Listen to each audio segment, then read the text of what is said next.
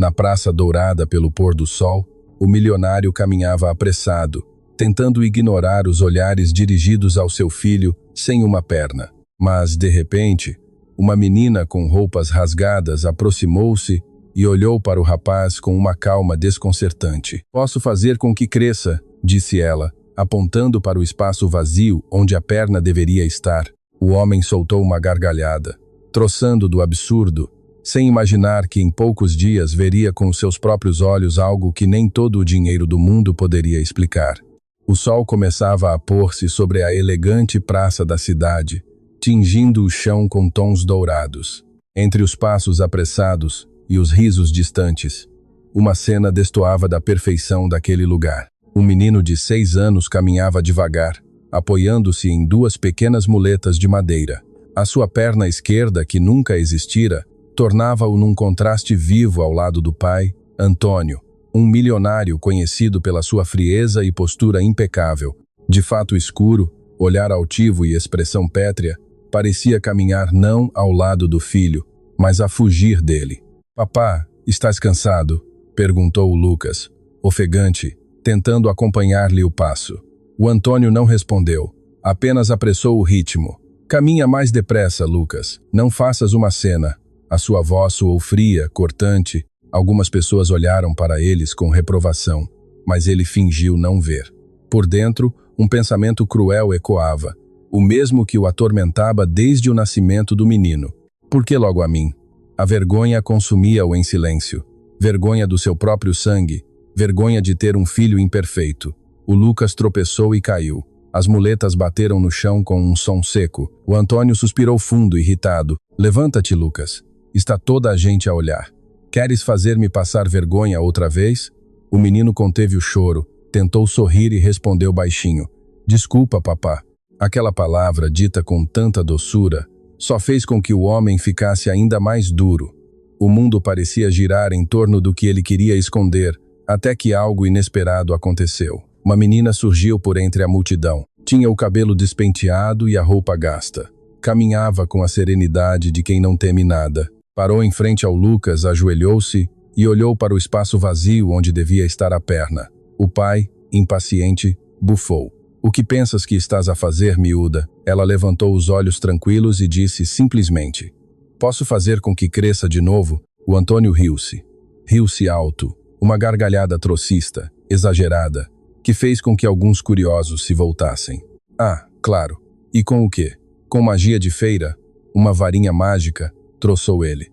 "Devias, mas é arranjar um trabalho a sério, miúda." A rapariga manteve o olhar firme. "Não é uma brincadeira, senhor. A brincadeira é pensar que um farrapo da rua pode resolver o que os médicos não conseguiram", replicou com sarcasmo. O Lucas, com os olhos cheios de lágrimas, agarrou o braço do pai e suplicou: "Por favor, papá, deixa-a tentar. Por favor." O tom do menino não foi apenas um rogo, foi um grito sufocado por anos de silêncio. O Antônio parou, sentiu os olhares ao seu redor, o orgulho ferido, a raiva a crescer. "Lucas, isto é uma tolice. Vamos embora." Mas o menino não lhe largou a mão. "Deixa-a tentar", repetiu com lágrimas a correr-lhe pelas faces. O milionário olhou para o filho e viu algo que já não se lembrava que existia. "Fé", suspirou, cansado. Está bem. Se isso fizer com que pares de insistir, de acordo." A menina levantou-se devagar, limpando o pó do joelho. "As sessões começam amanhã", disse com uma voz tranquila, mas firme. "Mas o senhor terá de estar presente em todas." O Antônio franziu o senho. "O que disseste? Tenho coisas mais importantes para fazer." "Então não vai funcionar", respondeu ela, sem alterar o tom. A ousadia irritou-o, mas não respondeu. Apenas agarrou o filho pelo ombro e continuou a caminhar, murmurando: "Vamos para casa antes que me arrependa." Enquanto se afastavam, o Lucas olhou para trás. A menina continuava ali, a observar, luz em silêncio. O vento despenteava-lhe o cabelo e, por um instante, parecia que toda a praça tinha parado. O Antônio sentiu algo estranho no peito, uma mistura de desconforto e curiosidade. "Sessões. Que tolice", murmurou, tentando afastar o pensamento. A manhã seguinte acordou preguiçosa, com o sol a filtrar-se por entre as cortinas da mansão. O Antônio estava sentado à mesa, com o café fumegante à sua frente e o rosto fechado pelo tédio. Tinha lido o mesmo parágrafo do jornal 3 vezes, sem compreender uma única palavra. Tentava convencer-se de que o que acontecera na praça não passara de uma perda de tempo, uma parvoíce inventada por uma miúda. O Lucas entrou a coxear, o som rítmico das muletas a ecoar no mármore. "Papá, achas que ela vem mesmo?" perguntou o menino, esperançoso. O Antônio suspirou sem levantar os olhos. "Essas coisas não acontecem, Lucas. Não comeces." Mas por dentro, algo latejava nele, como uma recordação incômoda com a qual não se quer lidar.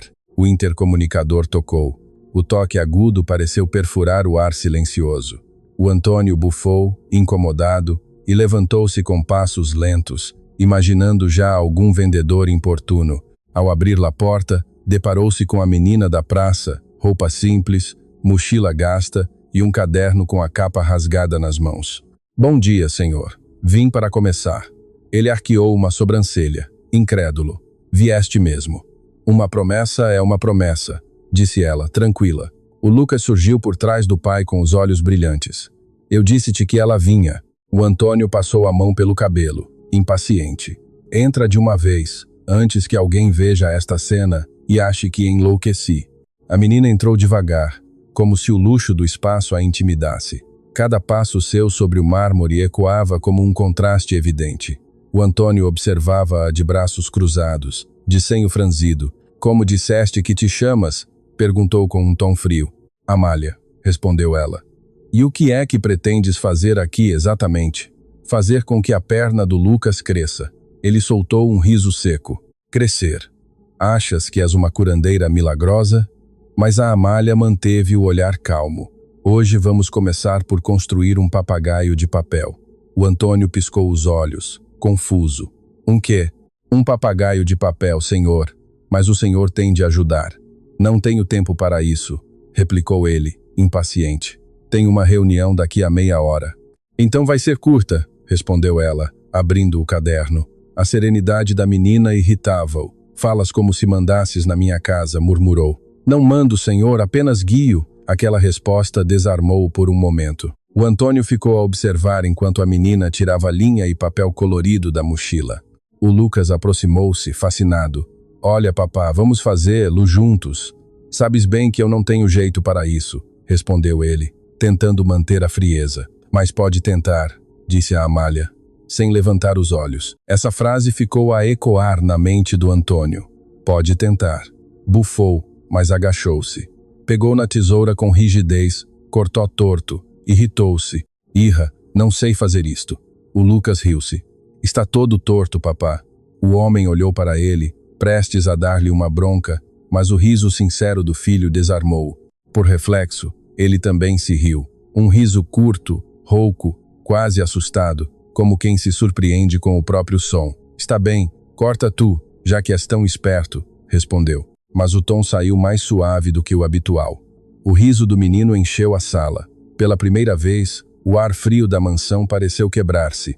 O Antônio fingia indiferença, mas o seu olhar traía-o. De vez em quando, observava o Lucas com uma curiosidade nova. Viu-o a sorrir concentrado e algo pequeno, quase invisível, começou a mover-se dentro dele. "Quando foi a última vez que ele sorriu assim por minha causa?", pensou, disfarçando o desconforto enquanto endireitava o fato. A Amália, em silêncio, observava aquela mínima transformação como quem vê uma semente a mover-se debaixo da terra. Mais tarde, o pátio da mansão estava cheio de cor. O papagaio de papel voava torto e o Antônio, a suar, tentava fingir impaciência. "Segura-o bem, Lucas. Vai cair." "Deixa-o, papá. O vento ajuda", respondeu o menino, a rir-se. O empresário abanou a cabeça, mas, sem dar por isso, sorria. Com cada riso do filho, uma camada de amargura desprendia-se. Por dentro continuava a ser o homem frio, o pai rígido, mas algo na sua postura começava a suavizar-se. Ao ver o Lucas correr, desajeitadamente feliz, o coração do Antônio deu um passo tímido, um passo que já não sabia dar. A Amália olhou para o céu, para o papagaio de papel a dançar, e sussurrou baixinho: "Está a funcionar." Os dias seguintes chegaram com uma rotina estranha. A Amália chegava sempre pontual, com a sua mochila gasta e o mesmo caderno nas mãos. O som do portão da mansão a abrir-se já não causava surpresa, apenas a irritação habitual do Antônio, que se esforçava por fingir indiferença. E hoje o que vai ser? Outro brinquedinho? Perguntou ele enquanto bebia o café, com o seu habitual tom de desdém. Hoje música, respondeu ela. Ele franziu o senho sem levantar os olhos. Música. Isto está a tornar-se um jardim de infância. A Amália não respondeu, apenas olhou para o Lucas e disse: canta-me o que mais gostares de cantar. O menino hesitou, olhou para o pai, que continuava sentado com o jornal aberto como uma barreira. Força, disse a Amália com suavidade. O Lucas respirou fundo e começou a cantar uma canção simples, daquelas que se aprendem na escola. A sua voz era doce, insegura, mas genuína. O Antônio, contra a sua vontade, baixou lentamente o jornal. O menino enganou-se numa nota e riu-se. Desafinei, papá. O homem, num reflexo invulgar, respondeu: sim, foi feio, mas o tom não tinha crueldade, mas sim leveza. A Amália aproveitou o momento. O senhor toca piano, não toca? O Antônio pareceu surpreendido. Como é que sabes isso? Está emoldurado na sala um troféu de música de 1989. Ele suspirou. Isso foi há séculos. Então, toque comigo, disse ela com firmeza, colocando o Lucas junto ao piano. O empresário guardou silêncio.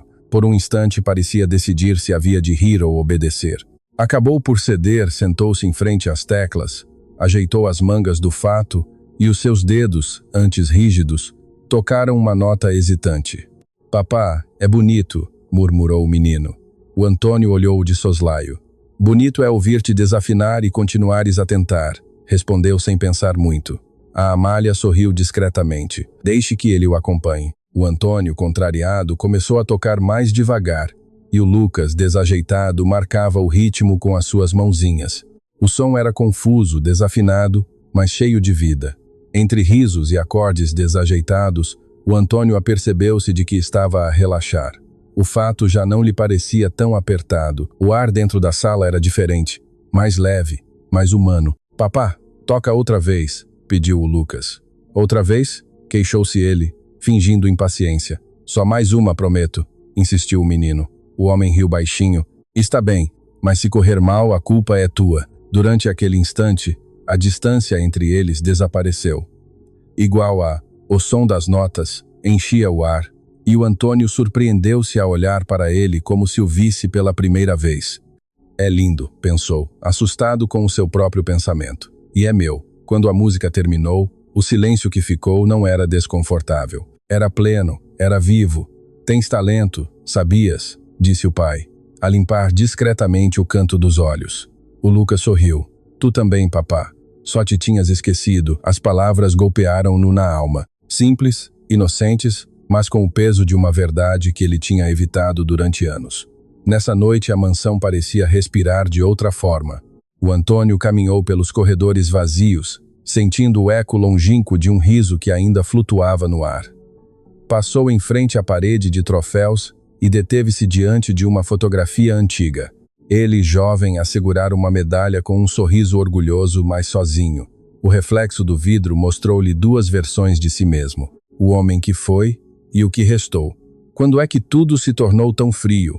Pensou, enquanto apoiava a testa na parede.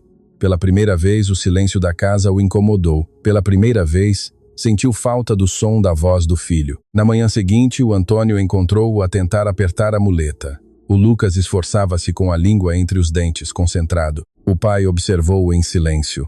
Por instinto, aproximou-se e ajoelhou-se ao seu lado. Deixa-me ajudar-te. O menino ergueu o olhar, surpreendido. Nunca fazes isso, papá. O Antônio deteve-se por um segundo, sentindo um nó na garganta. Sim, talvez devesse ter feito antes. As suas mãos tremiam ligeiramente enquanto ajustava a fivela. Era um gesto pequeno, mas carregado com o peso de anos de ausência, de orgulho e silêncio. A Amália, parada à porta, observava a cena sem dizer uma palavra. O vento da manhã entrava pelas janelas, a agitar as cortinas brancas. O Antônio respirou fundo e levantou-se devagar, a ajeitar o casaco. Começamos outra sessão, perguntou ela. Hoje não, respondeu ele, mas o tom era suave, quase humano.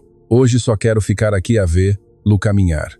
A Amália assentiu com um leve sorriso. O homem que antes troçava, agora observava com ternura. E sem se dar conta, o que estava a crescer não era a perna que faltava, mas sim algo que ele julgava ter perdido para sempre, a capacidade de sentir.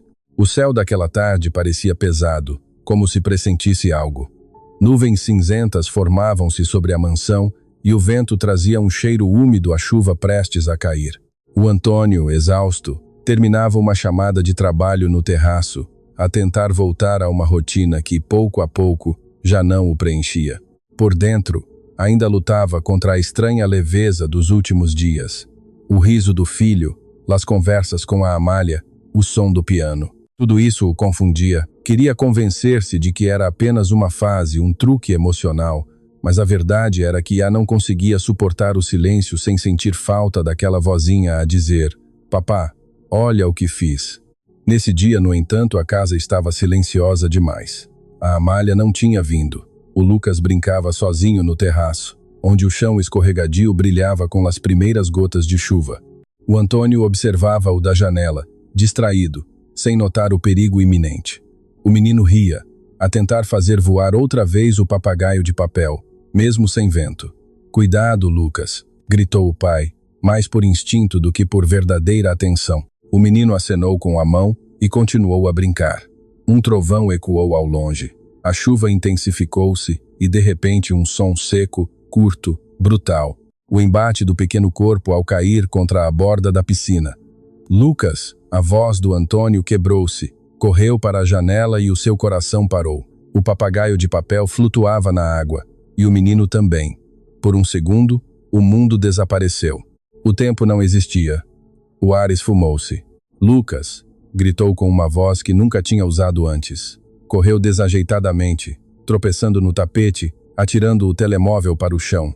Atirou-se à água com roupas, sapatos, tudo.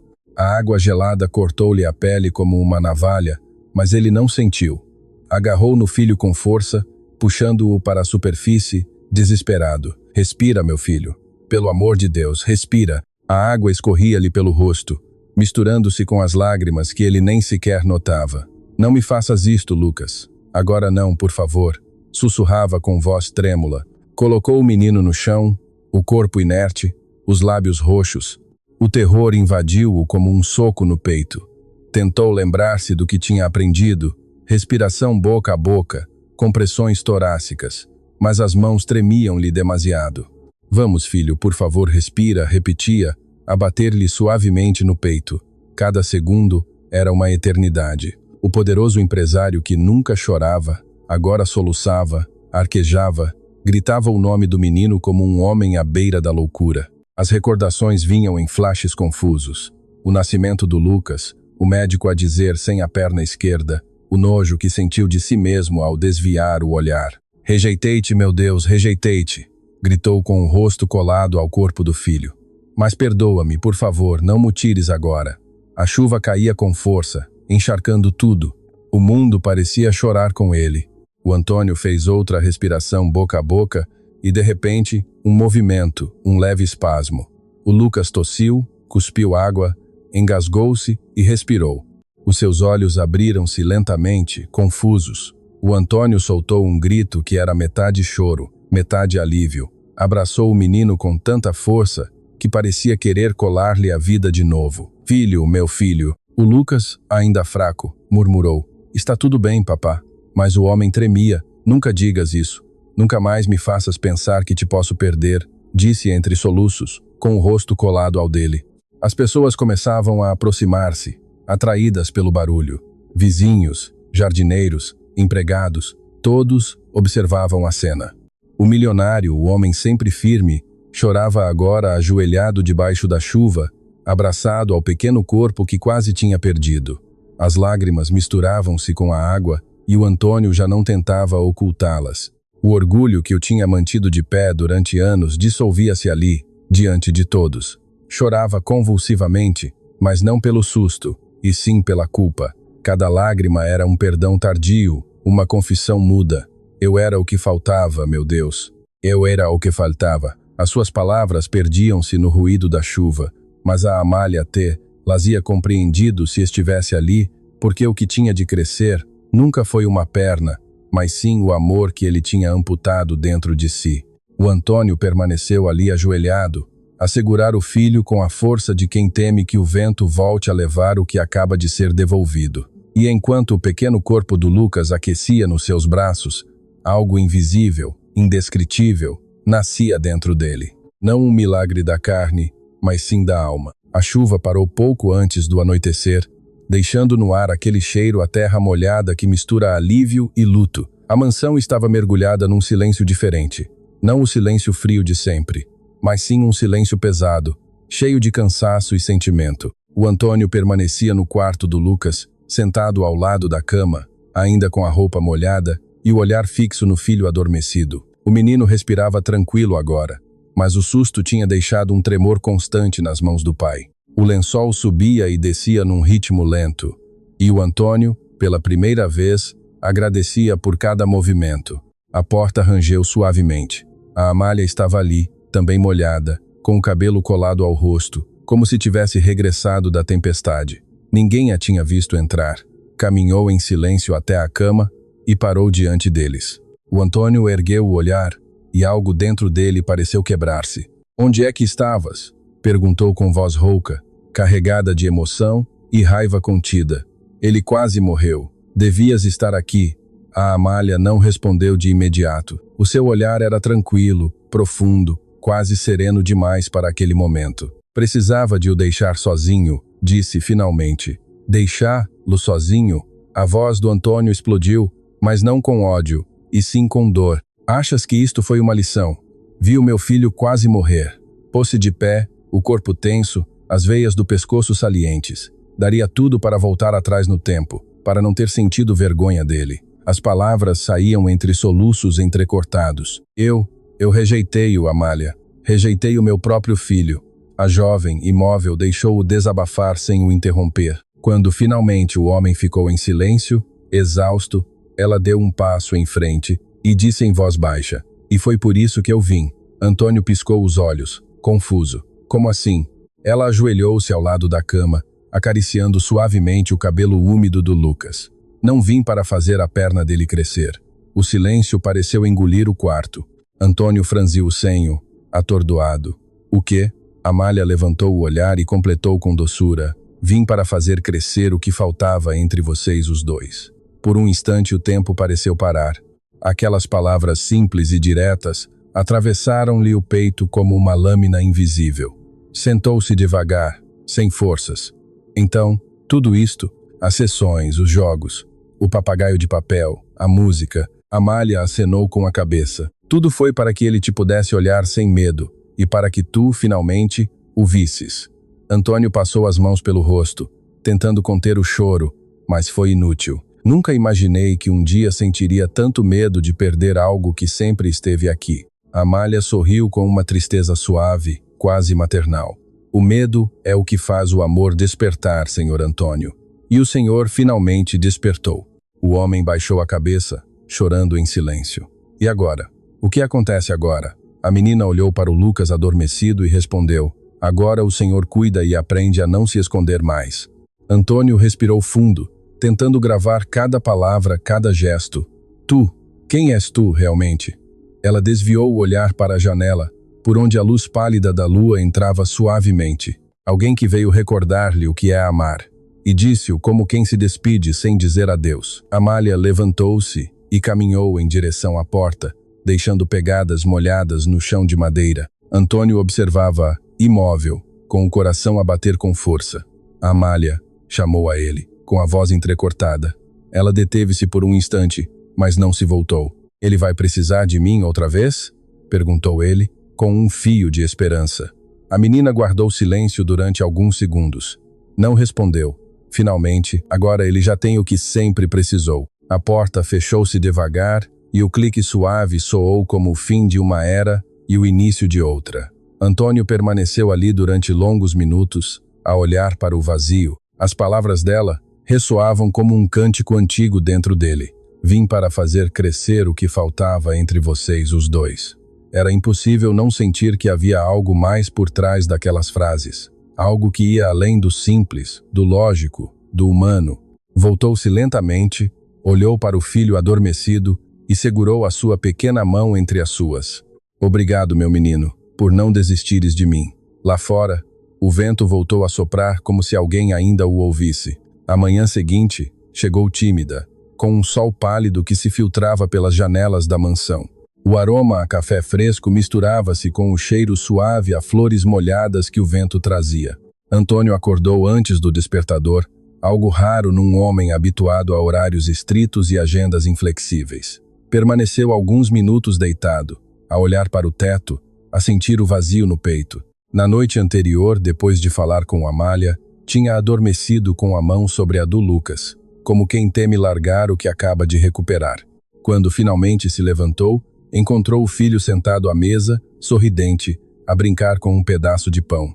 Pai, achas que ela vem hoje? Perguntou, com uma voz leve, como se nada tivesse acontecido. Antônio hesitou, olhou para o relógio, depois para a porta. O coração batia-lhe de forma diferente. Ela disse que vinha, não foi? O Lucas acenou com a cabeça, confiante. Ela vem sempre. O homem forçou um sorriso e respondeu simplesmente: sim, ela vem sempre.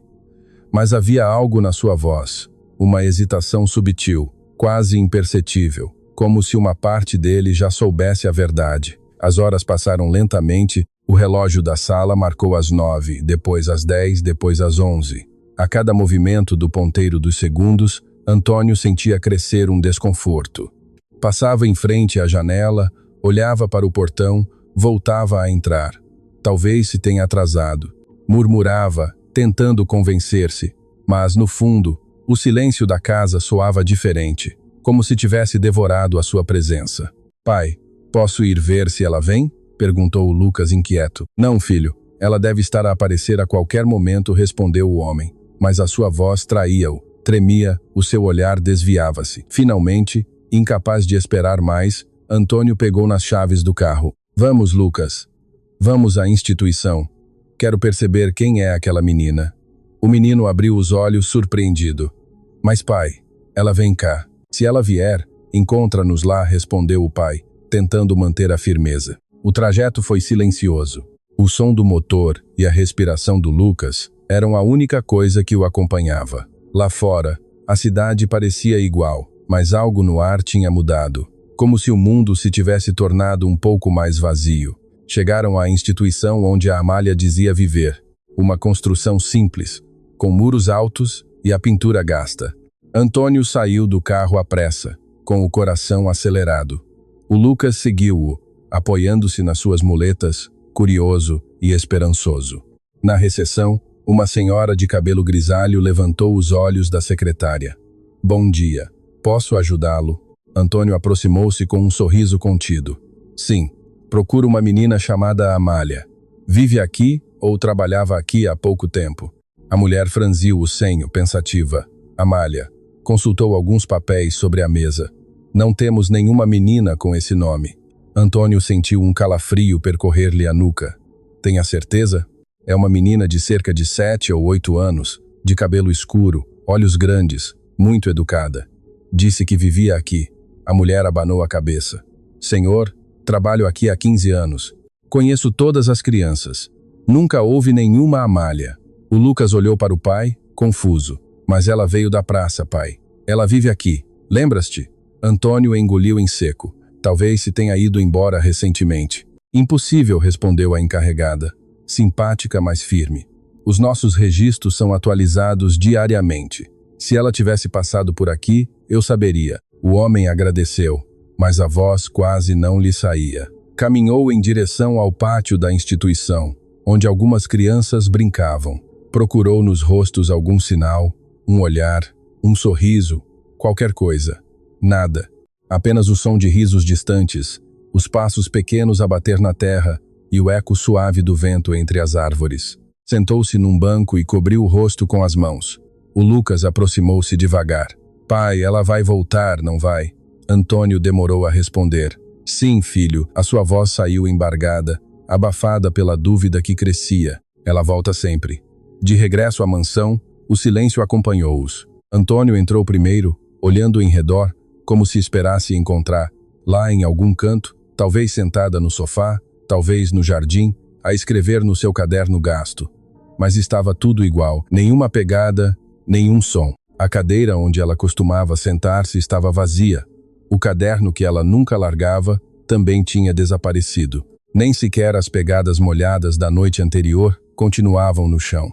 Era como se o tempo tivesse apagado a sua existência. Antônio subiu ao quarto do Lucas. O menino dormia, exausto pelas emoções dos últimos dias. O pai cobriu-o com cuidado e sentou-se ao lado da cama. Permaneceu ali em silêncio, com o olhar fixo na janela aberta, onde a cortina se movia suavemente. "Quem és tu, Amália?", murmurou.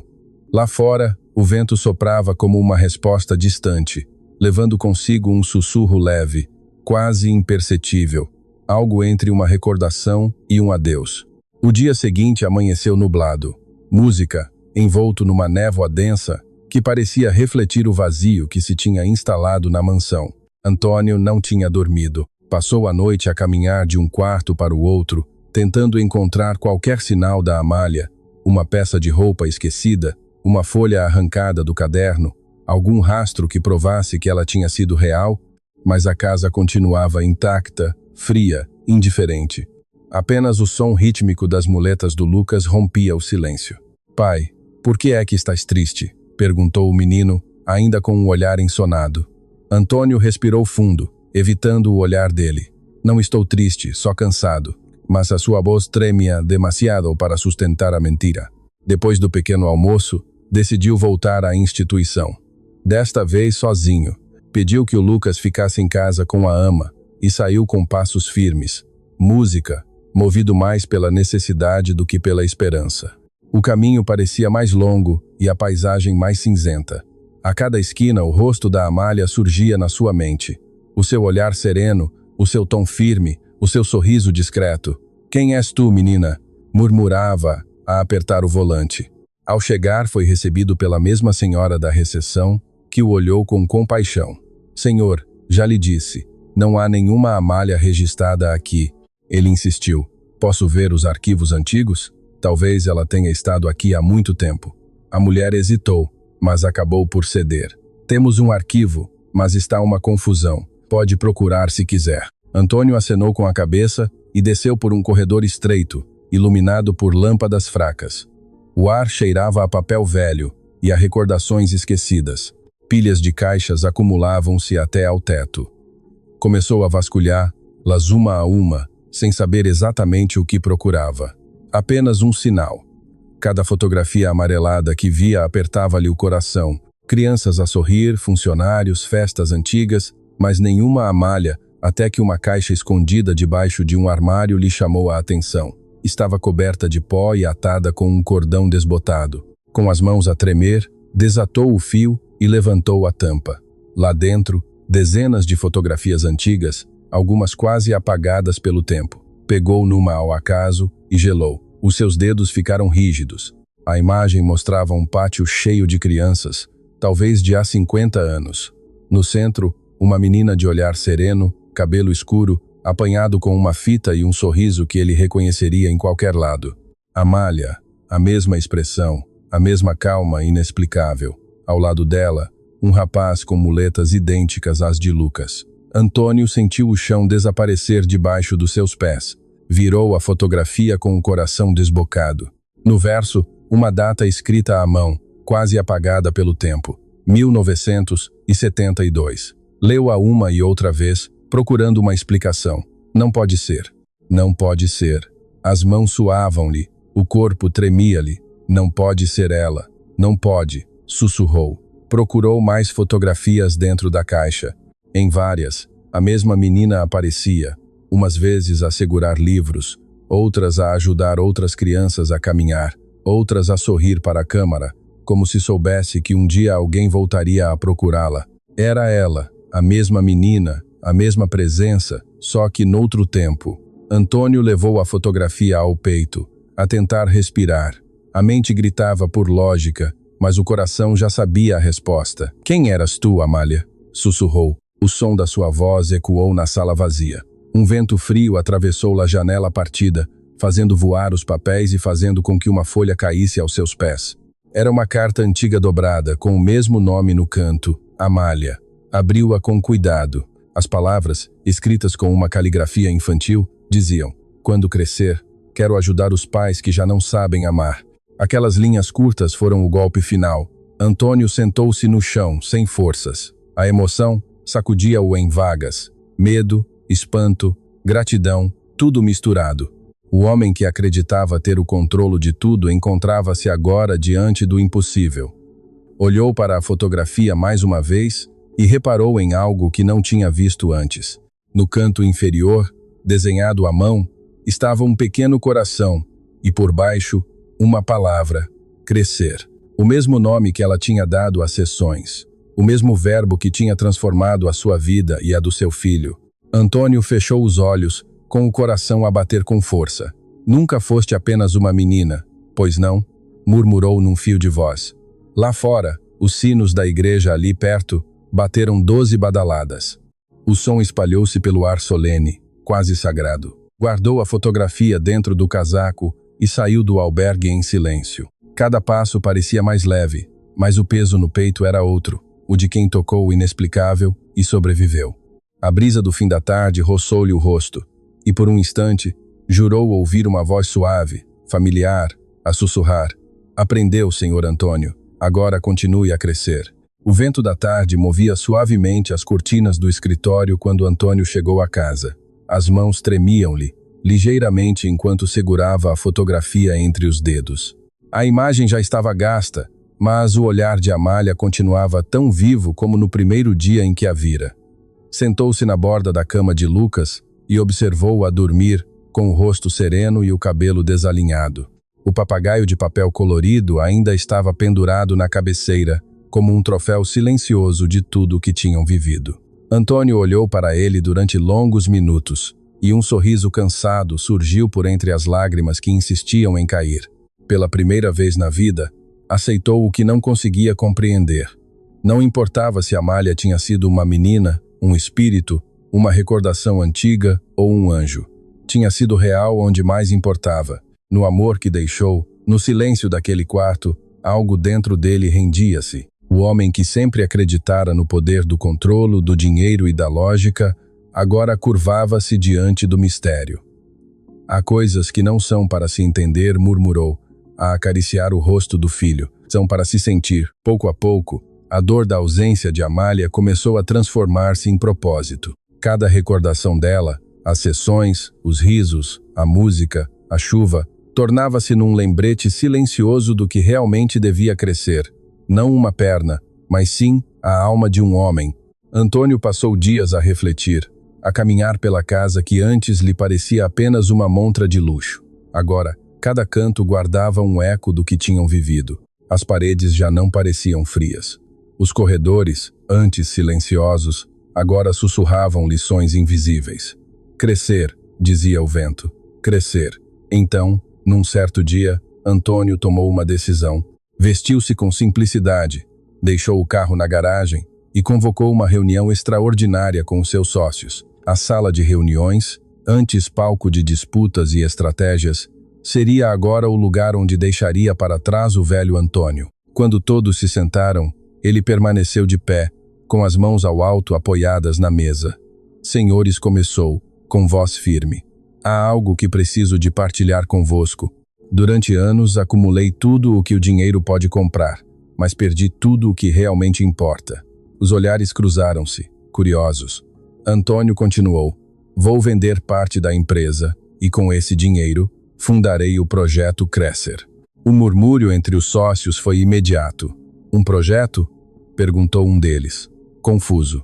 "Sim, um centro para crianças com deficiência motora", respondeu ele, com serenidade. Fez uma pausa, a olhar pela janela, onde o céu começava a limpar. "Mas não será apenas um centro de tratamento. Será um lugar para curar o que não se vê, a distância, a vergonha, o medo. Um espaço onde pais e filhos possam aprender a olhar-se de novo." A sua voz embargou-se, mas não vacilou. "O projeto começará aqui, na minha casa. A mansão deixará de ser um monumento ao orgulho e vai tornar-se num refúgio para o amor." Nos dias seguintes, os operários entravam e saíam, a retirar quadros, a derrubar paredes, a transformar as divisões em salas cheias de cor. O som do riso começou a encher o espaço que antes respirava solidão. Lucas observava tudo com um brilho nos olhos, a ajudar no que podia. E Antônio seguia-o de perto, agora sem esconder o orgulho. "Olá, papá", disse o menino, a apontar para uma placa que iam colocar no portão. Em letras simples e douradas lia-se: Projeto Crescer, para o corpo e para o coração. Antônio respirou fundo, emocionado. Ela teria gostado disto, sussurrou. Na inauguração, dezenas de crianças chegaram acompanhadas pelos pais. Havia muletas, cadeiras de rodas, risos, timidez e esperança. Antônio caminhava por entre eles, a cumprimentar, a ouvir histórias, a limpar lágrimas. A mansão, antes fria e silenciosa, agora pulsava de vida. Num canto do jardim, Lucas fazia voar de novo o mesmo papagaio de papel colorido, e o céu parecia mais azul do que nunca. Antônio ergueu o olhar, e por um instante, jurou ver a silhueta de uma menina de vestido claro, a observar de longe com um sorriso sereno. O vento soprou, elevando o papagaio até quase se perder entre as nuvens. Ele ficou ali imóvel, a olhar para o céu e a murmurar: "Obrigado, Amália." As lágrimas surgiram, mas desta vez eram suaves, como as de quem compreende que certas presenças nunca se vão, apenas mudam de forma. Lucas correu para ele, a rir, e abraçou-se às suas pernas. "Papá, ela está a ver-nos, não está?" Antônio sorriu, a acariciar-lhe o cabelo. "Sim, meu filho, e está muito orgulhosa de nós." O vento voltou a soprar quente e acolhedor, e o som de uma gargalhada infantil ouviu-se por entre as árvores, leve e distante, como um último adeus. Aquele homem, outrora duro e solitário, caminhava agora de mãos dadas com o menino que o ensinou a amar. E enquanto o sol se escondia atrás da mansão transformada, Antônio olhou para o horizonte com o coração em paz. O projeto recém-nascido ganhava forma, mas o verdadeiro milagre já tinha acontecido. O orgulho tinha dado lugar à ternura e o silêncio à música. No alto, o papagaio de papel continuava a subir, como se alguém lá em cima o segurasse com suavidade, a sorrir. Se gostou deste conteúdo, não se esqueça de subscrever o canal para ver mais vídeos como este. Deixe o seu gosto para nos apoiar e ative as notificações para não perder nenhuma novidade. Isso ajuda-nos a continuar a criar o melhor para si. Até ao próximo vídeo. O milionário mal olhava para o filho. O menino, confinado a uma cadeira de rodas, vivia na solidão, enquanto o pai se escondia atrás de reuniões e negócios. Até que chegou uma nova empregada, com um olhar simples, mas cheio de fé. O homem desprezava, até que viu o que ela fez com o menino, e nesse instante, tudo em que acreditava desmoronou-se. Tinham passado 2 anos desde que o relógio da mansão marcara as horas, mas dentro de casa, o tempo parecia não avançar. Desde o acidente de viação que ceifou a vida a Fabiana e deixou Eliseu, o seu filho de apenas 8 anos, confinado a uma cadeira de rodas, o som dos segundos era a única coisa que se atrevia a quebrar o silêncio. O menino passava os dias em frente à janela, a observar o jardim onde costumava brincar com a mãe. Ela vinha sempre buscar-me à hora do lanche, murmurava para si mesmo, com a voz trêmula. Agora o baloiço movia-se sozinho, empurrado pelo vento. O pequeno sentia que o mundo tinha encolhido e que dentro dele só restava a ausência. Demétrio, o seu pai e viúvo de Fabiana, nunca tinha sido realmente presente. Mesmo antes da tragédia, passava os dias submerso em papéis, reuniões e telefonemas. A mulher tentava preencher o vazio que ele deixava, e Eliseu apegava-se a ela como a um refúgio. "O papá vem jantar hoje?" perguntava quase todas as noites. E a mãe respondia com um sorriso triste: "Talvez amanhã, meu amor." Depois de ela se ir embora, aquele talvez tornou-se uma certeza. Demétrio nunca mais chegaria. Estava ali fisicamente, mas longe, distante, como um estranho de fato, caro e coração distraído. Naquele lar imenso e sem alma, os criados caminhavam em silêncio, com passos contidos, como quem teme acordar a dor alheia. Foi nesse cenário que apareceu Carolina, a nova empregada da mansão, trazendo consigo um perfume de flores simples e um olhar que parecia compreender mais do que julgar. O mordomo apresentou-a ao patrão. "É a nova empregada, senhor." Demétrio, sem levantar os olhos do jornal, respondeu: que saiba qual é o seu lugar. Aqui não contratamos amas. Carolina apenas assentiu com voz suave. Entendido, senhor. Mas por dentro algo nela batia com um propósito que nem ela mesma sabia nomear. Na manhã seguinte, durante o pequeno almoço, o ambiente era gélido. Eliseu olhava para o prato sem apetite. Carolina, tentando quebrar a frieza, aproximou-se devagar. Queres um pouco mais de sumo, querido? O menino levantou o olhar, surpreendido pelo tom doce. Há muito tempo que ninguém me trata por querido, sussurrou. Antes que a conversa continuasse, Demétrio interrompeu. A senhora está aqui para limpar, não para conversar. A sua voz soou como uma sentença. Carolina engoliu em seco. Sim, senhor.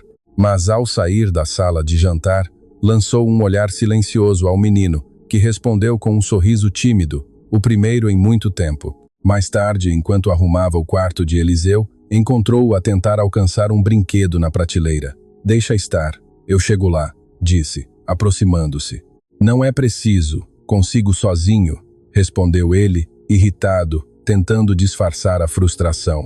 Quando o brinquedo caiu ao chão, ele murmurou: o meu pai não gosta que eu precise de ajuda. Diz que a fraqueza é uma perda de tempo. Carolina ajoelhou-se, recolheu o boneco e entregou-lhe com delicadeza. O teu pai fala como um homem que se esqueceu do que é ser criança. E tu, o que sentes? Eliseu desviou o olhar, com os olhos cheios de lágrimas. Tenho saudades da minha mãe. Ela sim, ouvia-me. Aquelas palavras ficaram a ecoar na sua mente o resto do dia. Enquanto limpava o corrimão das escadas, Carolina olhava para cima, para onde o menino costumava brincar com a mãe. Pobre menino, pensou. Perdeu a mãe e ganhou o silêncio.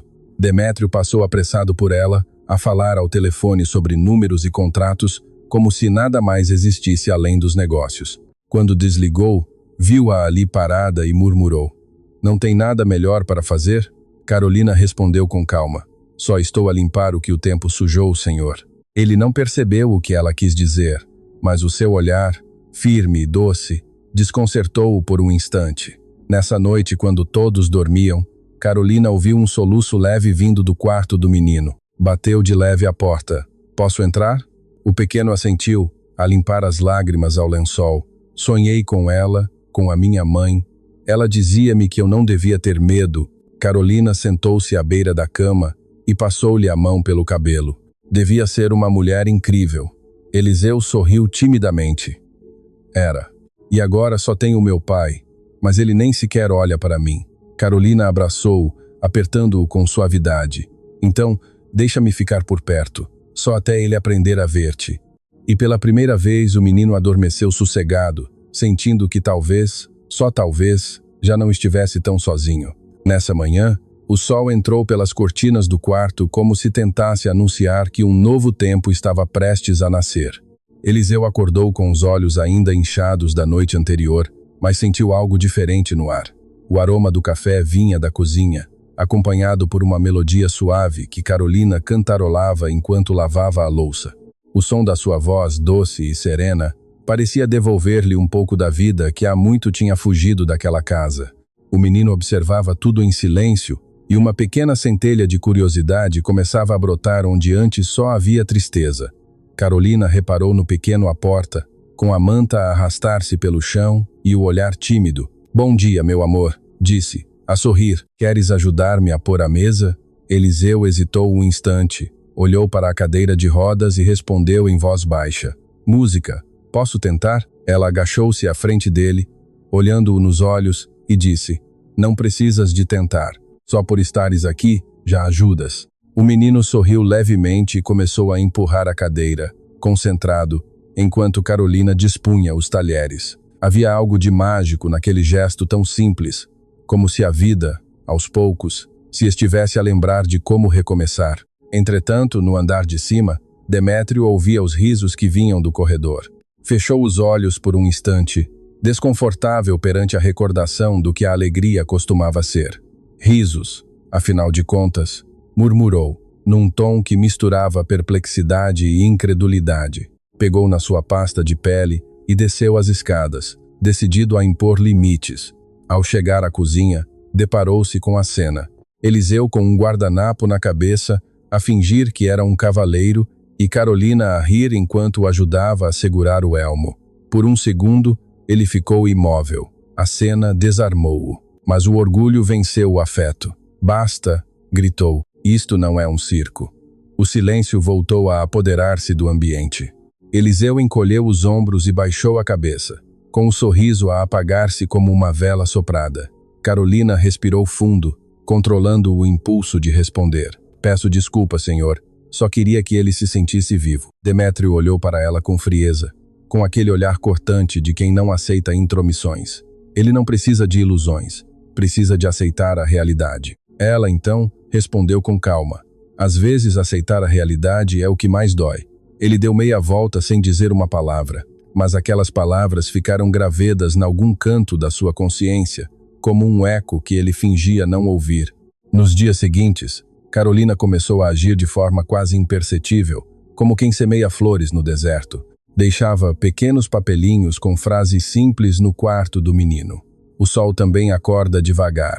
A tua mãe ainda sorri por ti. Tudo o que é pequeno pode ser forte. Com o tempo, o riso de Eliseu começou a voltar, tímido, mas verdadeiro. Carolina levava-o ao jardim. Lia-lhe histórias ao pé da árvore onde Fabiana costumava brincar com ele. A tua mãe devia adorar este sítio, comentou ela. Um dia, dizia que aqui o céu estava mais perto, respondeu o menino, a olhar para cima. Carolina sorriu com o coração apertado. Talvez ainda esteja. Às vezes, observava-o em silêncio e tinha a nítida sensação de que havia algo de sagrado naquele menino, algo que o tempo não tinha conseguido destruir. Era como se aquele pequeno guardasse dentro de si um fragmento de esperança que o mundo tinha esquecido. À noite, depois de arrumar a cozinha, Carolina subiu para o seu quarto. Estava exausta, mas não conseguia adormecer. Pensava no menino, no sorriso que tinha voltado a aparecer e numa estranha sensação de que estava ali por uma razão maior. Quando finalmente adormeceu, o mundo abriu-se diante dela, não como um sonho qualquer, mas como um chamamento. Viu-se a caminhar descalça por um campo coberto de luz azul, o vento soprava suave e o ar tinha aroma a jasmim. De repente, uma mulher surgiu ao longe. Vestia um longo vestido azul claro que se movia como a água, e uma fita branca cingia-lhe a cintura. Os olhos da mulher brilhavam com ternura e poder. Carolina disse com uma voz que ecoava como se viesse de dentro do seu próprio coração. Não tenhas medo. A empregada deu um passo em frente, sentindo o chão vibrar sob os seus pés. Quem és? Perguntou, com lágrimas nos olhos. A mulher sorriu, e por um instante, o tempo pareceu parar. Salva-o, Eliseu, disse a aparição, estendendo a mão. Ao tocar-lhe, Carolina viu clarões. O acidente, o carro, o menino a chorar na estrada, a ausência, o pai desesperado. Tudo se misturava em luz. Ele ainda pode ser curado, disse a mulher, e a sua voz soou como um sussurro de amor e despedida.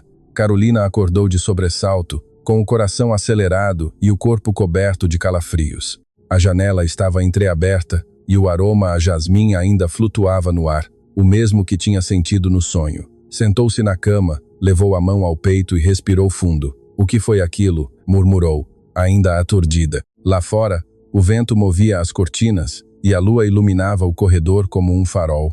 Carolina fechou os olhos, contendo as lágrimas, e compreendeu. Não tinha sido um sonho qualquer. Era um chamamento, um propósito, e naquele instante, soube. Podia fazer pelo menino o que mais ninguém tinha conseguido fazer. O dia amanheceu com um brilho diferente, como se todo o céu soubesse que algo de extraordinário estava prestes a acontecer. Carolina abriu as janelas e respirou fundo, sentindo novamente o aroma a jasmim que parecia acompanhá-la, desde aquele sonho. O ar estava morno, a brisa era suave, e uma serenidade inexplicável envolvia-a. Hoje é o dia, sussurrou, a ajeitar o avental. Sentia uma convicção tão profunda que nem ela mesma sabia explicar. Desceu as escadas em silêncio, guiada apenas por aquela certeza. Quando viu Eliseu na sala, o seu coração apertou-se. O menino parecia ainda mais pequeno naquela cadeira, mas havia uma faísca de vida nos seus olhos. Queres ir dar uma volta lá fora, meu amor? Perguntou suavemente. Eliseu hesitou. O pai disse que eu só posso ficar lá dentro. Carolina ajoelhou-se à frente dele. colocando as suas mãos sobre as dele. O teu pai ainda não percebe que o jardim também cura. O menino desviou o olhar, indeciso. E se ele ficar zangado? Ela sorriu com ternura. Então vamos deixar que ele descubra por quê. O Eliseu acenou com a cabeça e esse pequeno gesto foi suficiente. A Carolina levou-o para o jardim, a empurrar a cadeira de rodas com calma, sentindo cada metro do caminho como uma travessia entre o medo e música, a fé. O jardim estava lindo. As folhas tremiam, douradas pela luz da manhã. O mesmo banco onde a Fabiana lia histórias continuava ali, intacto, como um relicário do passado. A Carolina parou a cadeira de rodas sob a sombra da árvore e agachou-se à frente dele. "Sentes o vento?" perguntou. "Sim, e também tenho saudades da mãe", respondeu o menino com a voz trêmula. A Carolina respirou fundo, com os olhos marejados. Talvez ela nunca se tenha ido embora, Eliseu. Às vezes, o amor fica exatamente onde faz mais falta. As palavras flutuaram no ar como uma oração silenciosa. Então, num gesto quase instintivo, a Carolina ajoelhou-se completamente no chão e colocou as mãos sobre as pernas do menino. O toque foi delicado, mas carregava algo profundo, como se o seu coração tivesse descido até a ponta dos dedos. Por um breve instante, tudo ficou em silêncio. O vento parou. Os pássaros calaram-se. Uma luz suave, quase dourada, começou a irradiar a partir do ponto onde as suas mãos o tocavam. O Eliseu abriu os olhos com surpresa, sentindo algo diferente. Carolina sussurrou, confuso. "As minhas pernas estão a formigar." Ela inclinou-se um pouco para trás, emocionada. "Estás a ouvir? Estás a sentir?" "Sim." É como se estivessem a acordar. Ela mal conseguia responder. Um calor suave percorreu as suas mãos e a luz tornou-se mais intensa, como se o sol tivesse descido até eles. O vento parou. O tempo parou. A Carolina sentiu uma força que não era sua, como se algo maior passasse através das suas mãos. O Eliseu, a tremer, murmurou: Eu estou a sentir as pernas." E antes que ela pudesse reagir, ele mexeu um dos pés. Um movimento pequeno, quase imperceptível, mas suficiente para encher o ar de espanto. A Carolina levou as mãos à boca, com as lágrimas a escorrer-lhe pelo rosto. "Meu Deus, Eliseu." "Carolina, estou a sentir. Estou mesmo a sentir", gritou o menino, a rir e a chorar ao mesmo tempo. A sua voz quebrou o silêncio da mansão como um trovão de alegria. Lá dentro, o Demétrio, que estava a atender uma chamada, parou de repente. O que foi aquilo? O som dos gritos do filho ecoava pelos corredores. Largou o telefone e correu em direção à porta das traseiras, com o coração aos saltos. Ao cruzar o jardim, a cena paralisou-o. O filho estava de pé, apoiado nas mãos da empregada, envolto numa luz que ainda se dissipava no ar. "Eliseu", murmurou ele, sem acreditar no que via. O menino olhou para ele com um sorriso radiante, as pernas a tremer, o corpo inteiro a vibrar. "Pai, eu consigo manter-me de pé." O Demétrio levou as mãos à cabeça, a cambalear. Não pode ser." A Carolina, ainda ajoelhada, amparava o menino com cuidado, com as lágrimas a misturarem-se com o riso. "Ele está a caminhar, Senhor. Está realmente a caminhar." O Demétrio aproximou-se devagar, com os olhos marejados de lágrimas, e caiu de joelhos diante do filho. "Meu Deus", repetia, como quem suplica por uma explicação. O Eliseu estendeu a mão ao pai e os dois abraçaram-se. A luz ao redor deles finalmente desvaneceu-se, mas a sensação do milagre permaneceu viva. Música a brilhar em cada respiração, em cada lágrima. E ali, no centro do jardim, entre o céu e a terra, a Carolina compreendeu que tinha sido apenas o instrumento, o elo entre a dor e a esperança, o canal por onde o impossível decidiu acontecer. O jardim parecia suspenso entre o tempo e o silêncio. O Eliseu continuava de pé, com os olhos muito abertos e um sorriso a iluminar-lhe o rosto. A Carolina amparava-o com cuidado, como se temesse que um movimento brusco pudesse quebrar o milagre recém-nascido. O Demétrio, parado a poucos passos, observava a cena sem conseguir piscar os olhos. O seu corpo parecia rígido, preso entre o medo e o espanto. O vento agitava o seu casaco, mas ele não sentia nada, apenas olhava fixamente, incrédulo, como quem tenta encontrar lógica em algo que desafia toda a razão. Isto não é possível, murmurou ele, quase sem voz. A Carolina ainda estava ajoelhada à frente do menino, com o coração aos saltos. Ele sentiu quando lhe toquei, senhor. Juro-lhe que não fiz mais nada. O seu olhar era uma mistura de espanto e reverência, como se tivesse presenciado algo sagrado. O Eliseu respirava rapidamente, tentando controlar o riso nervoso. Carolina, eu consigo mexer as pernas, dizia ele, entre risos e soluços. Consigo mesmo. A sua alegria era pura, ingênua, vibrante, o tipo de felicidade que não questiona. O Demétrio deu um passo em frente, quase sem se dar conta. Mas, como? Sussurrou, mais para si do que para os outros. A Carolina olhou para ele, ainda com a respiração trêmula. Não sei, senhor, mas preciso de lhe contar uma coisa. A sua voz soava vacilante, mas decidida. A noite passada tive um sonho. Apareceu-me uma mulher, vestia um vestido azul claro com uma fita branca na cintura. Os olhos dela tinham algo difícil de descrever. Havia luz neles e uma calma que eu nunca tinha visto antes. Aproximou-se, pegou na minha mão e disse apenas uma frase: "Salva o Eliseu." Enquanto falava, a Carolina parecia reviver a cena, com o brilho do sonho refletido no seu olhar. O Demétrio, imóvel, apenas a escutava, tentando encontrar algum sentido naquelas palavras. Por um momento, o silêncio foi absoluto. O vento parou e até os pássaros pareceram calar-se. O Demétrio então virou-se lentamente, caminhou em direção à casa e desapareceu por uns instantes. A Carolina seguiu-o com um olhar confuso. O Eliseu, agitado e feliz, puxava a saia do vestido dela. "Viste, Carolina, eu consegui, estou de pé." Ela sorriu emocionada, passando a mão pelo cabelo do menino. "Sim, meu amor, conseguiste." E o pequeno, com a pureza de quem não compreende o milagre, apenas se riu, girando sobre si mesmo com as pernas ainda trêmulas, mas cheias de vida. Quando o Demétrio regressou, trazia nas mãos uma fotografia emoldurada, gasta pelo tempo. Parou em frente a Carolina e, sem dizer nada, entregou-lhe o retrato. "Era esta?" perguntou ele, num tom contido, quase frio. Ela segurou na moldura com cuidado, como se temesse deixá-la cair. Ao olhar para a imagem, o sangue gelou-lhe nas veias. Era a mulher do sonho. O mesmo vestido azul claro, a mesma fita branca, o mesmo olhar doce e penetrante. "Meu Deus", murmurou, recuando um passo. "É ela." O Demétrio franziu a testa. "Ela." A Carolina engoliu em seco. "Sim, senhor, é ela. A mulher que eu vi é a Fabiana." O nome ecoou no ar, pesado, quase sagrado. O Demétrio permaneceu imóvel, com o rosto inexpressivo, mas o seu olhar revelava uma comoção profunda. "Fabiana", repetiu em voz baixa. Aquele nome parecia reabrir uma ferida que nunca tinha cicatrizado. "Tens a certeza do que estás a dizer?" "Sim, senhor." Era ela. O vestido, o penteado, o olhar, era igualzinha. Por um instante, ambos permaneceram em silêncio, cruzando um olhar carregado de algo que não sabiam nomear. Era como se a linha entre o visível e o invisível se tivesse quebrado, revelando algo que nem o tempo se atreveu a apagar.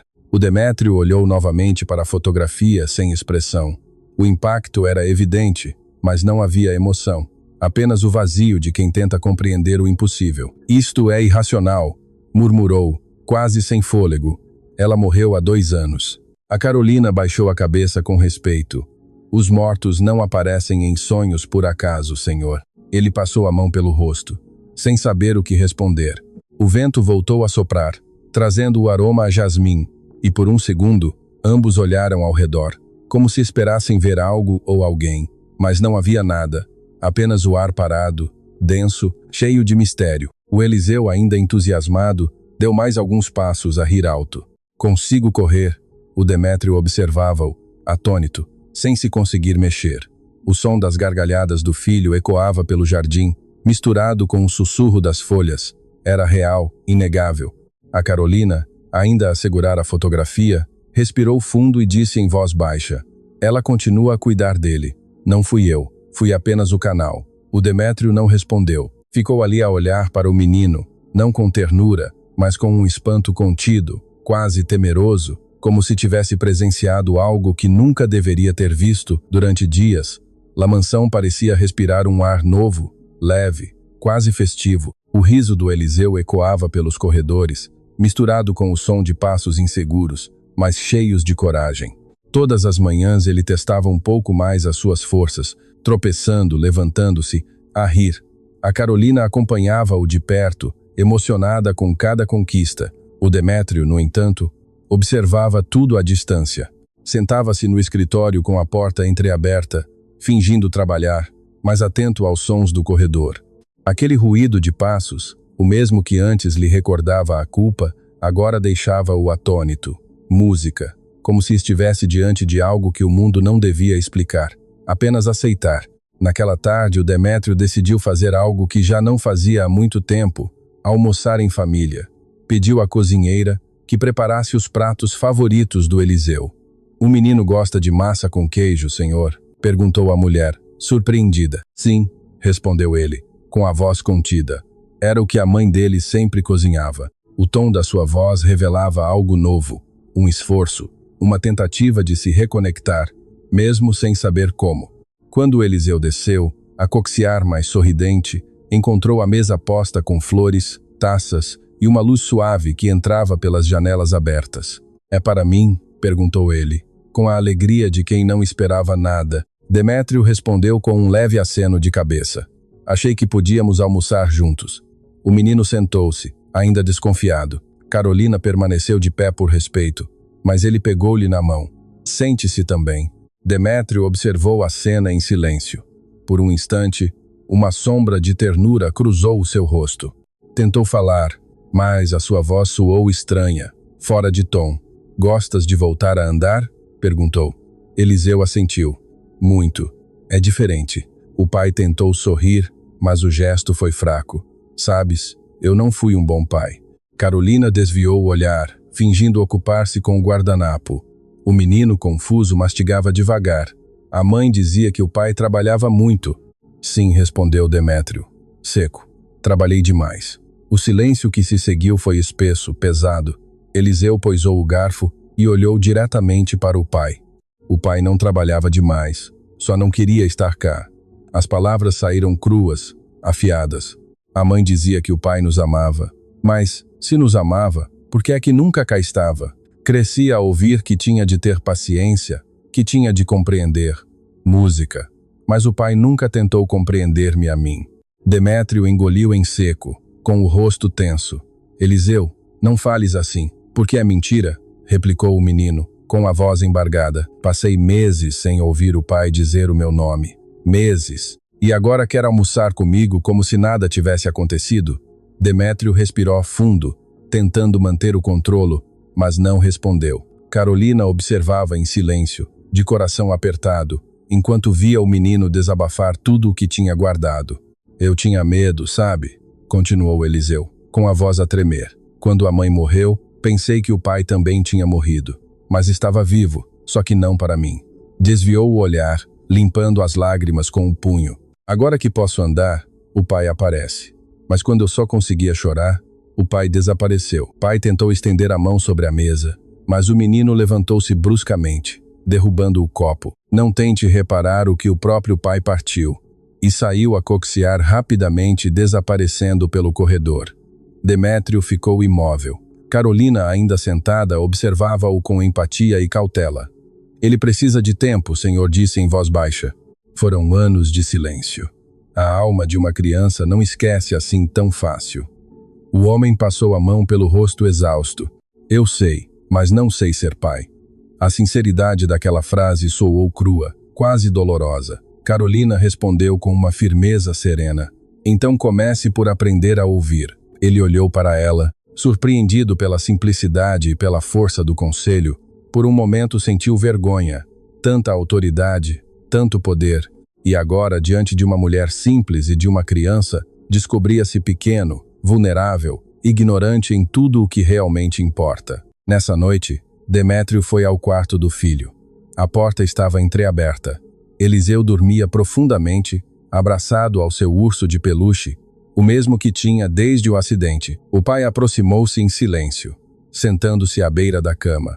Observou o rosto sereno do menino e, por um instante, viu nele traços de Fabiana, o mesmo arco das sobrancelhas, a mesma maneira de franzir o nariz ao respirar. Estendeu a mão, hesitou e, no fim, acariciou-lhe o cabelo. Não soube ser o que precisavas, murmurou. Mas talvez ainda haja tempo. As palavras saíram baixas, quase um sussurro, perdidas entre o som distante do vento e o leve tilintar das cortinas. Carolina, que passava pelo corredor, viu a cena. Ficou parada à porta, sem fazer barulho. Por um instante, os seus olhos encheram-se de lágrimas. Havia algo de profundamente humano naquele homem que, apesar da sua rigidez, começava a despir a sua armadura. Os dias seguintes foram silenciosos. A alegria que tinha enchido a casa parecia agora diluir-se numa atmosfera tensa, contida. Eliseu evitava o pai, permanecendo sempre perto de Carolina, enquanto Demétrio se refugiava num mutismo inquietante. Passava horas fechado no escritório, a olhar para os papéis sobre a secretária, sem os ver realmente. O trabalho, outrora o seu refúgio, agora parecia um eco distante, inútil perante o vazio que trazia dentro de si. A mansão voltou a encher-se de silêncio, mas desta vez não era o silêncio do luto. Era o silêncio do arrependimento, da consciência tardia, de quem finalmente compreende que não basta estar presente no mundo quando se está ausente no coração. Carolina observava tudo com uma mistura de compaixão e inquietação. Sabia que Demétrio carregava culpas que não sabia confessar. Via-o à noite passar em frente ao quarto do filho e parar uns segundos diante da porta, mas sem ter a coragem de entrar. Havia medo ali, medo de ser rejeitado, de não merecer o perdão, e embora ele tentasse manter a sua postura firme e o seu olhar controlado, ela via o homem cansado por trás da armadura. É frio, pensava, mas também é humano, e qualquer ser humano erra. Essa percepção acendia nela um desejo silencioso de o ajudar, não por pena, mas porque acreditava que até os corações endurecidos podem voltar a aprender a sentir. Numa tarde de chuva, enquanto arrumava o sótão, Carolina encontrou uma caixa antiga, coberta de pó e com uma fita desbotada. Lá dentro havia pilhas de papéis amarelados, documentos, contas, cartas velhas. Mas uma delas, dobrada com cuidado e dirigida a Demétrio, chamou-lhe a atenção. A caligrafia era firme, envelhecida, e no canto lia-se o nome do remetente, Fernando Ávila, pai de Demétrio. Querido filho, começava. Carolina sentiu um calafrio, leu as primeiras linhas e o coração apertou-se-lhe. As palavras eram duras e ternas ao mesmo tempo. Fui mais severo do que devia, não por falta de amor, mas por medo. Não sabia demonstrar o que sentia e fiz-te acreditar que o afeto é fraqueza. Perdoa-me, se puderes. Carolina ficou imóvel, com os olhos cheios de lágrimas. Aquelas palavras explicavam muita coisa. Entendeu naquele instante que a rigidez de Demétrio não tinha nascido do desprezo, mas de uma herança emocional que atravessava gerações. Era um homem que tinha aprendido com o exemplo errado, alguém que confundira o controlo com o amor, o silêncio com a força. Desceu as escadas devagar, ainda a segurar a carta com as mãos a tremer, e foi ao escritório. Demétrio ergueu os olhos quando ela entrou, surpreendido com a sua expressão. Encontrei algo que o senhor precisa de ler, disse, estendendo-lhe o envelope. Ele franziu o senho. O que é isto? Algo que devia ter recebido há muito tempo. Demétrio abriu a carta com cautela. À medida que lia, a expressão no seu rosto mudava, não para uma emoção evidente, mas para algo mais profundo e contido, reconhecimento. As palavras do pai ecoavam como espelhos de tudo o que ele tinha sido com Eliseu.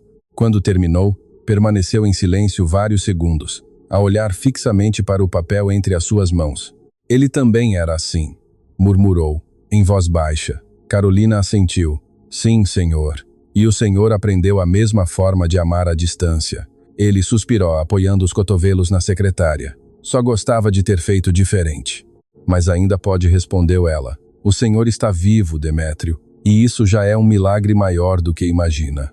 Enquanto falavam, Eliseu entrou na sala sem que notassem. O menino ficou quieto à porta, a ouvir em silêncio.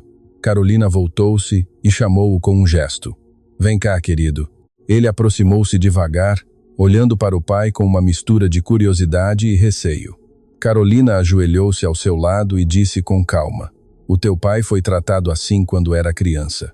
Foi o que ele aprendeu. mas tu podes ensinar-lhe algo que ele nunca soube fazer: amar sem medo. Eliseu olhou para ela, depois para o pai, e por um momento, algo dentro dele suavizou-se. Demétrio permaneceu imóvel, a observar o filho com os olhos marejados, mas ainda sem saber o que dizer. O silêncio que se instalou ali já não era o mesmo de antes. Havia esperança nele. Carolina colocou a carta sobre a secretária, deixando que o peso das palavras fizesse o seu trabalho. Nem sempre quem fere quer magoar, Senhor disse, com um olhar sereno. Às vezes, é apenas o reflexo de alguém que não aprendeu outra forma de existir. Demétrio passou a mão pelo cabelo, visivelmente comovido. Eu nunca soube ser diferente. Então, comece agora, respondeu ela, simples e firme. O homem respirou fundo, olhando novamente para o filho, e pela primeira vez, sem frieza, apenas com a vulnerabilidade de quem compreende, finalmente, que até quem erra merece uma segunda oportunidade. Por um instante, ninguém se moveu. Carolina, de pé junto à porta, sentia o coração apertado. Quase conseguia ouvir a respiração contida de ambos. Eliseu deu um passo em frente, hesitante, depois outro. Os seus pés descalços faziam pouco barulho no chão frio, mas cada passo soava como um trovão dentro do peito de Demétrio. Eliseu, murmurou o pai, com a voz baixa, rouca, sem saber se o chamava ou se lhe pedia perdão. O menino parou diante dele, olhando-o de baixo para cima, como quem observa algo que finalmente compreende, não com a razão, mas com o coração. Não percebo por que é que o pai me deixou tão sozinho, disse o menino, com a voz a tremer, mas firme, mas acho que agora percebo que o pai também estava sozinho. Demétrio baixou a cabeça, incapaz de sustentar o olhar do filho. Carolina conteve o choro que ameaçava subir-lhe ao peito. O menino aproximou-se mais um passo e acrescentou: não quero que o pai se vá embora outra vez. As palavras simples e sinceras atravessaram o ar como uma flecha. Demétrio levantou-se devagar, sem conseguir dizer nada. O seu rosto estava tenso, mas o seu olhar, finalmente, era humano, despido de toda a rigidez. Então, sem aviso, o Eliseu atirou-se ao peito do pai. O impacto foi suave, mas o som do abraço encheu o quarto como uma canção antiga.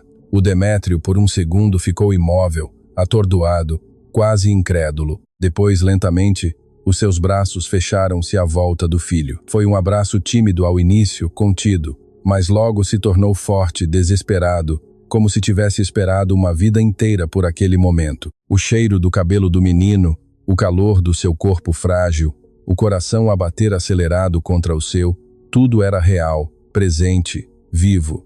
A Carolina observava com as lágrimas a correrem livremente pelo rosto. Sabia que aquele momento não era apenas o reencontro entre pai e filho, mas sim entre o passado e o futuro. O perdão não vinha das palavras, mas sim do toque. Não apagava as feridas, mas transformava-as. E ali, no meio do silêncio, algo se quebrava, não a dor, mas o ciclo dela. Pela primeira vez, o Demétrio não era o homem de negócios, nem o patrão imponente, era apenas um pai. E o Eliseu, apenas um filho, dois seres imperfeitos que finalmente se reconheciam como iguais. O Demétrio, com a voz embargada, apoiou o queixo na cabeça do menino. Cometi muitos erros, meu filho, sussurrou. E se pudesse voltar atrás no tempo, faria tudo diferente. O Eliseu não respondeu, apenas o abraçou com mais força. Aquele gesto bastava. A Carolina aproximou-se devagar, pousando uma mão no ombro de cada um. Não há tempo perdido quando o amor encontra o caminho de volta, disse em voz baixa, e as suas palavras soaram como uma prece. O Demétrio assentiu e, pela primeira vez em anos, sorriu. Não o sorriso social de um homem poderoso, mas o sorriso simples de quem finalmente encontra a paz. O abraço prolongou-se por vários segundos e o vento que entrava pela janela trouxe novamente o aroma a jasmim. As cortinas dançaram suavemente e a luz do entardecer coloriu a cena com tons de ouro e laranja. Aquele momento não tinha testemunhas, exceto a Carolina, e talvez algo mais além dela. O passado estava ali a olhar, a respirar, a perdoar. O homem frio e o menino ferido já não existiam. Só restavam um pai e um filho a redescobrir o significado da palavra lar. Os dias que se seguiram ao perdão pareciam trazer uma nova estação àquela casa. O som dos passos do Eliseu enchia os corredores, desta vez acompanhado de risos e vozes que antes estavam caladas. O Demétrio já não se fechava no escritório. Passava as manhãs no jardim, a ajudar o filho a caminhar sem apoio, a rir das quedas, a celebrar cada passo mais firme. Era uma cena simples, mas carregada de um simbolismo poderoso. O homem que antes vivia rodeado de muros, agora permitia-se ser vulnerável. E o menino que tinha aprendido a esperar sozinho, descobria o que era ter um pai presente, não em promessas, mas em gestos. A Carolina observava-os de longe com um sorriso discreto. Gostava de ver como a convivência natural entre os dois começava a curar o que as palavras não tinham conseguido alcançar. Às vezes o Eliseu desafiava-o. Não me vai deixar ganhar desta vez, pois não? E o Demétrio respondia, a rir, não, mas prometo-te que se eu perder, caio contigo. O riso de ambos ecoava pelo jardim e a Carolina notava como os seus risos soavam iguais. Uma herança invisível que vinha da Fabiana e que agora, finalmente, encontrava espaço para renascer. A casa que antes era fria e solitária, agora tinha alma novamente. Numa tarde, a Carolina viu-os juntos no quarto da Fabiana. As janelas estavam abertas e o vento fazia dançar as cortinas brancas. O Eliseu segurava um ramo de flores do jardim. Para ela, disse ele, colocando-o sobre a cômoda. O Demétrio ficou em silêncio, mas o seu olhar era outro. Não de culpa, mas de serenidade. A tua mãe estaria orgulhosa de ti, disse com voz firme. O Eliseu respondeu, acho que estaria orgulhosa de nós. O pai sorriu levemente e pela primeira vez o nome da Fabiana não doeu. Trouxe paz. A Carolina, parada à porta, percebeu que aquele momento era a verdadeira homenagem. Não o luto, mas o renascimento. Nessa noite, decidiram jantar juntos no alpendre. A luz quente das velas e o som distante dos grilos compunham uma atmosfera tranquila, quase sagrada. O Eliseu contava histórias, gesticulando com entusiasmo, enquanto o Demétrio o escutava com uma atenção genuína, algo que nunca tinha feito antes. A Carolina servia a mesa com a mesma ternura de sempre, mas o seu olhar estava distante, contemplativo. Sentia que o seu propósito ali se estava a cumprir. Nunca pensei que um dia voltaria a ouvir esta casa cheia de vida, comentou o Demétrio, quebrando o silêncio. Foi o senhor que trouxe isso de volta, respondeu a Carolina. Não, foste tu que nos devolveste a vida, corrigiu ele. O Eliseu levantou-se e caminhou até a Carolina, abraçando-a pela cintura. És como um anjo, sabias? Disse com um grande sorriso. Ela riu-se, emocionada. Os anjos não lavam a louça, querido. Mas este limpa o coração, completou ele, arrancando um sorriso até do pai. O Demétrio levantou-se, aproximando-se dos dois. Carolina, não há riqueza neste mundo que pague o que fizeste por nós. Se a Fabiana pudesse falar agora, tenho a certeza de que diria o mesmo que eu. Obrigado. As palavras saíram firmes, carregadas de uma sinceridade contida. A Carolina olhou-o nos olhos e respondeu com doçura. Só fiz o que o amor me pediu para fazer. O Demétrio passou um braço pelos ombros do filho e o outro pelos da Carolina. Os três ficaram assim, abraçados sob o som suave da noite. A brisa era leve e o aroma a jasmim, sempre o mesmo, voltou a encher o ar. Ela nunca vos deixou sozinhos, disse a Carolina, a olhar para o céu. O Eliseu levantou os olhos e perguntou em voz baixa. Achas que a mamã nos está a ver agora? O Demétrio respirou fundo e respondeu. Nunca nos deixou de ver, meu filho. A Carolina acrescentou. E agora pode descansar, porque vocês reencontraram-se. O silêncio que se seguiu já não era vazio. Era o silêncio da paz, o som que o amor faz quando finalmente encontra descanso. O pai, o filho e a mulher que os uniu ficaram ali durante muito tempo, sem pressa. Por cima deles, o céu brilhava num azul profundo e, por um instante, uma estrela pareceu resplandecer com mais força, como se alguém, em algum lugar, estivesse a sorrir. E assim, naquele abraço partilhado, o passado foi perdonado, o presente restaurado e o futuro finalmente possível, porque todo milagre começa com um coração disposto a acreditar. Se gostaste deste conteúdo, não te esqueças de subscrever o canal para veres mais vídeos como este. Deixa o teu gosto para nos apoiares e ativa as notificações para não perderes nenhuma novidade. Isso ajuda-nos a continuar a criar o melhor para ti. Até ao próximo.